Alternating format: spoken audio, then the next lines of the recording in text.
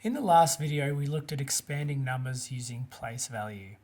We had the example 582, and we saw the way that we could use place value to expand the number so that we could see the value clearly of each of the digits, 582, and this was the example of our expanded form. In this video, we're going to practice together. I'm going to write down a number, and then I'd like you to pause the video and have a go at expanding it yourself. After you've found it yourself, unpause the video and check your own answer. So we're going to start with another one just like from the previous video. I'm going to do 736. How would you expand this number?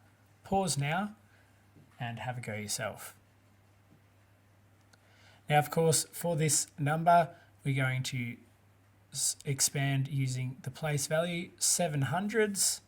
So I'll write 700 plus, I look at my next place, it's 3 and it's in the tens column.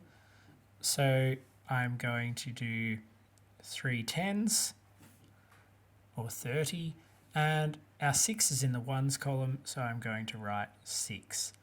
So this number 736 in expanded form is 736. Great. Okay, we're going to practice with a bigger number now. We're going to go into the hundred thousands. So I'm going to write this number, 518,000. I'm going to put a comma here to show that this belongs to the thousands. And I'm going to do 927. So my number is 518,927. Something I didn't do in this number is I didn't label the places, so I might do that. I'm going to go hundreds, tens, ones, and I'm going to do it again here, hundreds, tens, ones. But this is my thousands. This is my thousands and this is my ones. And that's going to help me remember the different values. Okay, pause the video, have a go yourself of expanding this number. Okay, now that you've had your own go, I'm going to walk through with you. So our digit 5 is worth 500,000. 500, and then 1,000 is 3 zeros, 500,000. Then our one digit is worth 10 thousands. So I'm going to write 10, comma, 1,000. 10,000. Next is our 8. It's still in our thousands. It's 8,000. 8, comma, 1,000. And then I'm moving now from my thousands into my ones. 900, so I do my plus, 900. Then my 2, it's in my tens place. 2 tens is 20, and 7 is 7. So here it is, it's quite large, 500,000 plus 10,000 plus 8,000 plus 900 plus 20 plus 7. That's the separated, expanded form of 518,927. We're now going to have a go at looking at a decimal number. I'm just going to do a simple decimal number, 23.8. Okay, I might label the places again. I've got my tens and my ones, but then here I've got my tenths. And I'm just going to label it like this, tenths. Okay, pause the video, have a go at expanding this number yourself.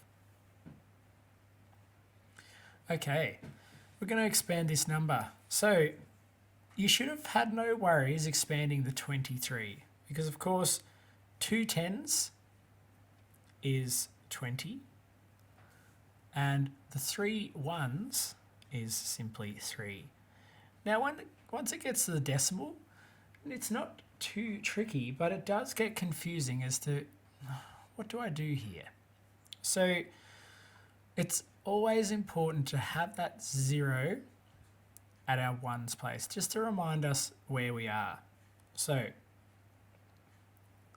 the way I write 8/10 is I'm going to write 0 for my ones place, I'm going to write my decimal point, and then I show my eighths. So there's our expanded form for 23.8. We have 2 tens, makes 20, plus 3, plus 8/10, which is 0.8. Great. A final one to practice, and then it is time for you to go work on this yourself. So let's do 145.96. Okay. I will label ones, tens, and hundreds, and then I have my tenths, and I have my hundredths. Okay, pause the video, have a go yourself. All right, now that you've tried it yourself, I'll then work through it with you. We have our 1 in our hundreds place, so that gives us 100. 100. And then we have in our tens place 4 tens. We know that 4 tens is 40, and our 5 in our ones place gives us 5. Now we're up to the decimal spot place, and remember from the last one, we have to write, when we're writing decimals, we still have to show that ones place. So we write 0 in the ones place, followed by our decimal point, and then I'm going to write my 9, my digit 9, to show 9/10. And then last of all, we have our 6 in our hundredths place. So once again, just like our tenths, we're going to write 0 in our ones place with a decimal point. And then I show that there's no tenths here, but I put my 0 because it shows, it holds the place for me. And then I'm going to write my 6. Great. Notice again, when we're working with decimals, look at this symmetrical pattern that's happening here. Right in the middle we have our ones, our 5, and when we expand this way and get bigger, we've got 1 0 and 2 zeros. When I expand this way, for tenths I have 1 0, and for hundredths I have 2 zeros. So there's this nice symmetrical pattern going in both directions. Anyway, that is how you expand numbers. Hopefully you got those right. Now pop onto the random generator and have a go yourself. Thanks.